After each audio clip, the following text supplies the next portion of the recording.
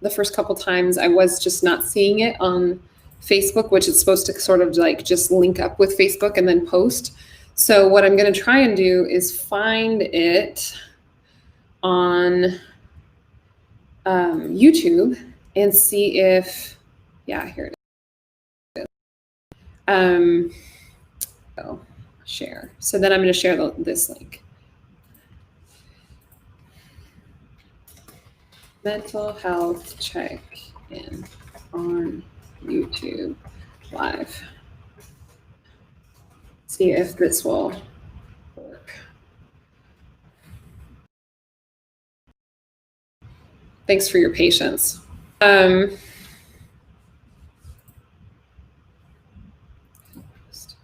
Watch names.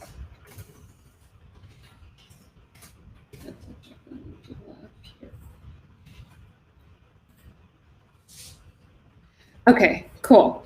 So thanks for your patience. Normally I just go onto Restream in case any of you want to use this software. Normally I go onto restream.io and it automatically streams it to my Facebook account and to YouTube. But today I tried it several times and just wasn't going on Facebook. So I'm not sure what the deal is. So we'll just try it and see if it works that people can watch live via YouTube that I just put on my Facebook. So anyway, so today is emotional labor. And this was a term, let's do a couple mindful breaths. You've heard me say my nose always itches when I'm dehydrated. I have definitely not had enough water today. So,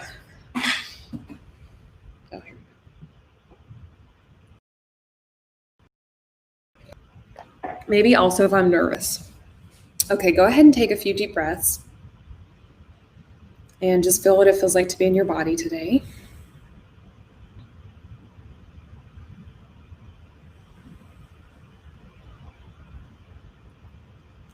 Cool, welcome. Okay, so emotional labor is a term that I don't think I heard until, I don't know when. In fact, I'd be really curious if you're watching now when you first heard the term, because for me, it was pretty recently, like maybe a couple years ago. And I say that because it's pretty important, and yet somehow we're not talking about it as a society, right? And so I guess it maybe had started this feminist book club in Texas, and we talked a lot about labor, like unpaid household labor, that women are often doing the labor of keeping track of all the household things, remembering where their kids, like what to pack in different kids' lunches, what time different appointments are, and making sure that dinner is coordinated for everyone, making sure that the house is clean, and that we often don't recognize this for what it is, which is unpaid labor. And on top of that, this sort of the unpaid mental labor of having to keep track, be the one who keeps track of everyone in the family. And so I would be kind of curious to learn about the history of the term emotional labor and when that started to gain popularity, or who first came up with it, because it seems to be related that we're often expecting women to do a lot of emotional labor in our society without compensating us in some way. So I was just kind of sharing this story about how it feels like in my childhood, as growing up as a girl, I was socialized to just automatically do emotional labor. And so when I was in middle school, I taught at the summer camp for children, younger children, even though I was also a child, who had learning disabilities. And I was sort of like, I was only like 13 and 14. Like, where was my own, how come I couldn't go to a fun? How come I was already taking care of other little, started babysitting as young as 10 years old. And it just always felt like part of my responsibility as growing up as a girl to take care of others and do emotional labor. And so I'm just checking Facebook one more time to see if it ever did it never did. So weird. And then it's like a little bit distracting to me.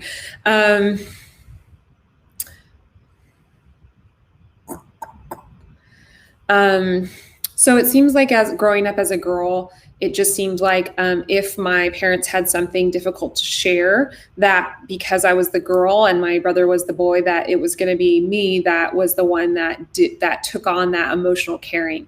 And that I'm not blaming like my parents or anyone, but this is just how our society works, is that we often want the girls to be the ones that care about people and how people are doing. But it's something where economically in our society, we pay men to go be the lawyers and the doctors and the bankers. Obviously that's shifting, but it's historically been the thing where men can have the real careers with the real money, and women then are the ones doing all of the unpaid emotional labor at home to care for a husband and children. And so that's just the historic reality. But, many of us are not aware that we're doing emotional labor all the time, or that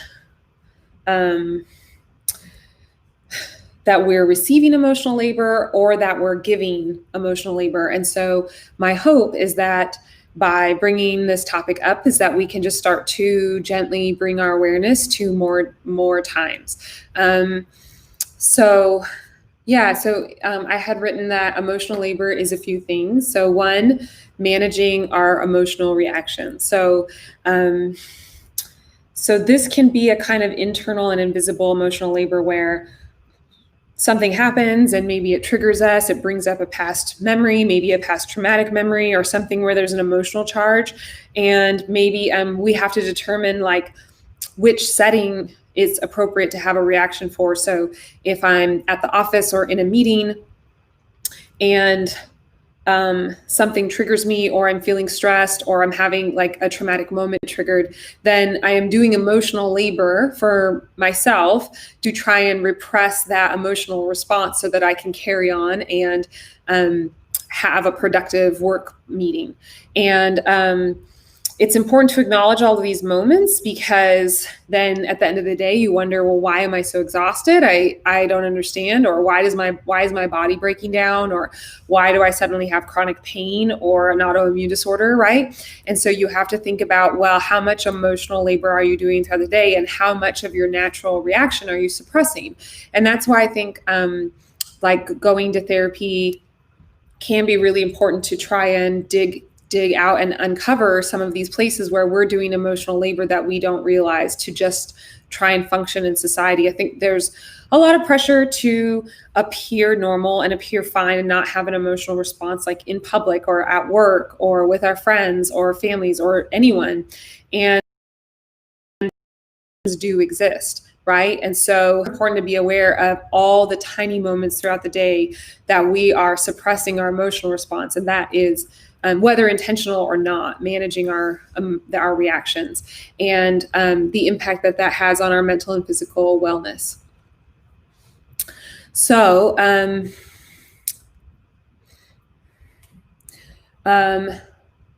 okay, so being the one who initiates difficult conversations, right? So this, I think, particularly, I think comes up in romantic relationships, which are often our most important relationship, where maybe one partner is often initiating the conversation about how much emotional intimacy or the level of commitment that you're going to have. So that is often out of balance. And it's something to be aware of, that if I was reading some memes, let me see if I can try and remember how they go. I was reading some memes that were sort of like, if your partner doesn't initiate conversations as often as you do, or done, this isn't a relationship, right? This is one-sided. And so in order for our relationships to feel healthy and balanced, it really requires for both partners to be emotionally invested. And I sort of say that realizing that there are so many relationships where no one is emotionally invested. No one is no one is bringing up hard conversations, vulnerable, no one is sharing. So I think that will probably end up being like a whole separate mental health check-in about like all the different types of relationships and emotional intimacy levels that help us feel connected and safe and seen, that make those feel fulfilling. But let's just assume that is something that you know you can have, or know that you can start, and that it's really partners feel that each one is contributing equally to the emotional intimacy of the relationship. And so this is something where if you're the partner who always does it, and it does often fall on the women, that you recognize the emotional labor that you're putting in. So you're recognizing that your labor has value. Because oftentimes, and why I call invisible labor, or emotional labor invisible, why I call it invisible, is that we're putting work in and we're not seeing it for what it is, which is this labor that has value. And then we're wondering again, why am I so exhausted, or why am I so frustrated, or why do I feel frustrated with my partner? And when you can label it, this is emotional labor that I'm doing, to always ask, where are we in the relationship? Or, hey, can we take a moment and connect? Or can I share this hard thing with you? Or, hey, I want to hear about a really hard thing that happened for you, but they don't reciprocate. Is that you are doing emotional labor. And if you don't also receive that labor, then you're going to start to feel very tired. Okay. So I'm just calling on all of you to start paying attention to all these little invisible places where your emotional labor is labor. And, so 3, I said, was caring about and asking how others are doing. So sometimes this is it's like a nice gift that we can offer. So like, if I go to the grocery store, it's nice to ask the person who's checking out my groceries, although I can't really do this at Trader Joe's since you have to stand really far back now because of the pandemic, but maybe somewhere else, or before the pandemic, when you could really look at the person and say, hey, how are you doing? Right. And so the person receiving that can really tell if you're being genuine or not. And so it's nice. It can be a nice little gift to offer, like, oh, here, I'm going to actually care. I'm not just going to ask like, hey, how are you? Like that phrase that we ask where it doesn't mean anything. But when you actually do care, it can be a really nice gift. And like really listening and responding and like feeling what the other person is feeling for a moment.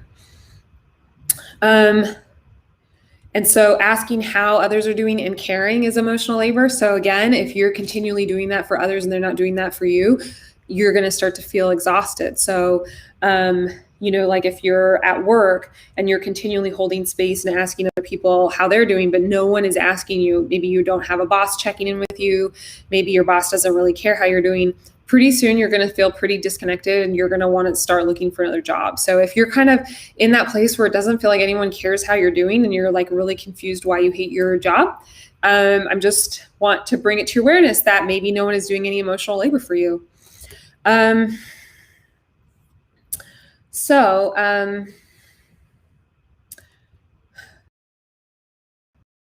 Is I said helping others feel well, comfortable, happy, or seen. And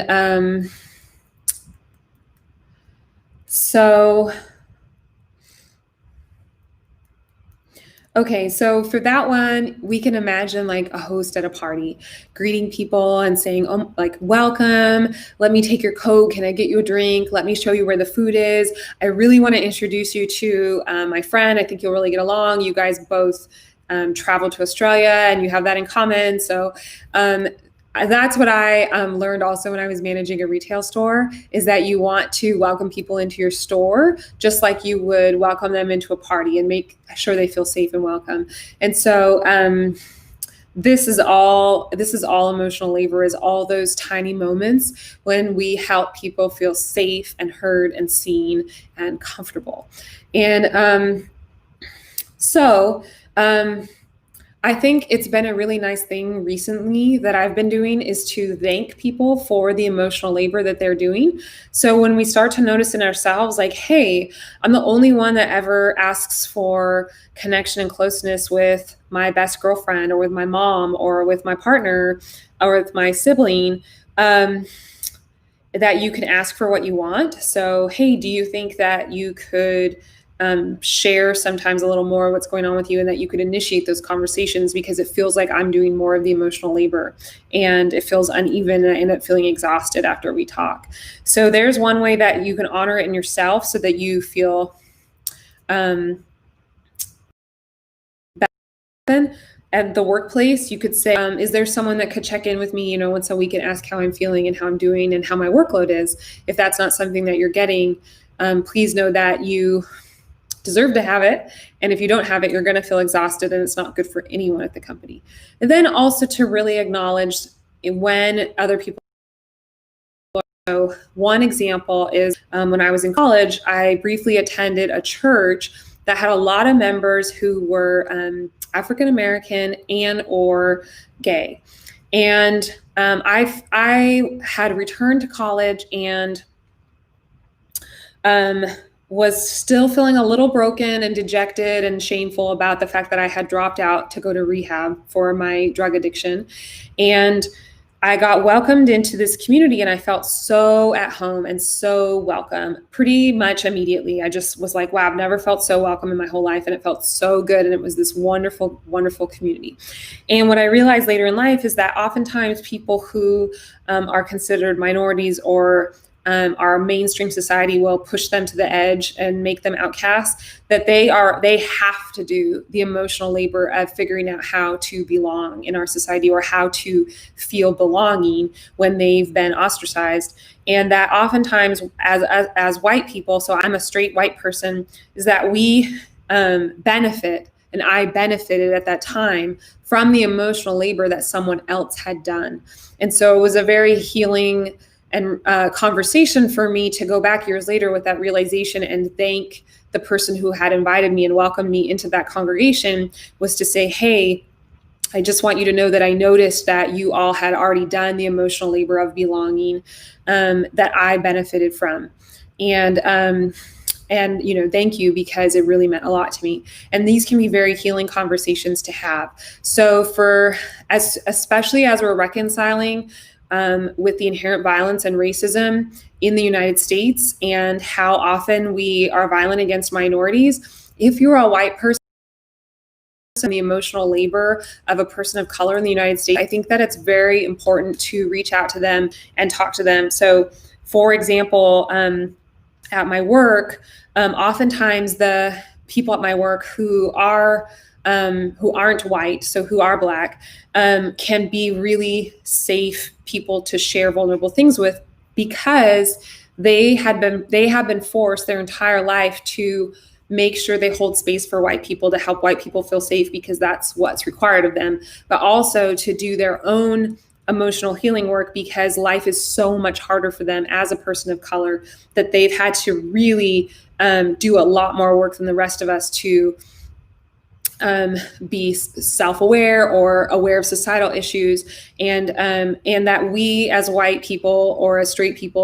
or what have you, as sort of people who mainstream culture doesn't see as a minority, that we often benefit from that work that they have been required to do due to the life-threatening circumstances of violence that are in place, and that we don't even realize that what we're receiving, that gift we're receiving, is because of something that was truly life-threatening for them. Like, they had to adapt quickly and do all of that work to figure out how to survive in our society or how to thrive in our society.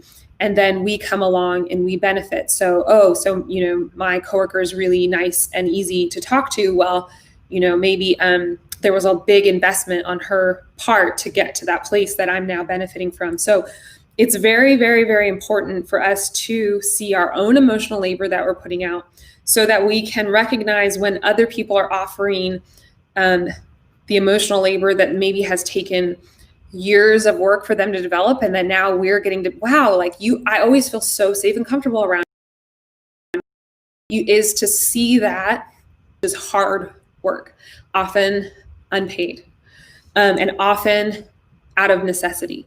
So, like I'm even like someone who a lot of people tend to message and share vulnerable things with. And I would say that most people are very considerate about my valuable time and labor. And I always encourage everyone to message me things, especially related to mental health. And I love that. But it's always really, really nice when I get a message where someone just acknowledges the actual valuable thing that I'm offering, which is that my time and intention has come with years of therapy, years of coaching, hundreds of books read, lots of inner work and deep work, and that's valuable. And that it's saying, hey, I know that you've invested in yourself and you've invested in others and you've invested in becoming a person who is warm and approachable. And I really thank you. And, I have this quick question, or that's always really nice. And so we can start thanking people more. For example, even like if you have a partner and you're starting to realize that they're always the one that cares how you're feeling or asks how you're feeling, you can say, hey, I noticed that you're doing most of the emotional labor. I'd like to make that up, but I want you to know that I'm seeing that you're doing this. So this is just an introduction to emotional labor. I hope it helps. And I will see you again at the next mental health